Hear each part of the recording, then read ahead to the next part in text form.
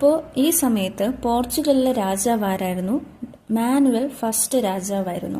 അപ്പോൾ ഇദ്ദേഹമാണ്, ഈ മാനുവൽ ഫസ്റ്റ് രാജാവാണ് ഇന്ത്യയിലേക്ക് ഒരു പുതിയ വാണിജ്യ മാർഗം കണ്ടുപിടിക്കാൻ വേണ്ടിയിട്ട് നമ്മുടെ വാസ്കോ ഡ ഗാമ ഒരു ടീമിനെ എന്ത് ചെയ്യുന്നത്, ഇന്ത്യയിലോട്ട് അയക്കുന്നത്.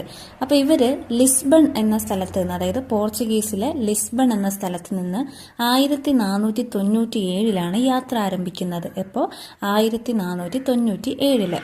എന്നിട്ട് 1498 മെയ് 20 ഇവർ എന്ത് ചെയ്യുന്നത്, ഇങ്ങനെ കേപ്പ് ഓഫ് ഗുഡ് ഹോപ്പ് വഴി കറങ്ങി നമ്മുടെ കേരളത്തിൽ എത്തിച്ചേരുന്നത്. അപ്പൊ കേരളത്തിൽ എവിടെയാണ് എത്തിച്ചേരുന്നത്? കോഴിക്കോടാണ് അല്ലേ? കോഴിക്കോട് കാപ്പാട് കടപ്പുറത്താണ് എത്തിച്ചേരുന്നത്. അപ്പോൾ അവിടെ കോഴിക്കോട് കാപ്പാട് കടപ്പുറത്ത് 1498 മെയ് 20 എത്തിച്ചേരുന്നു.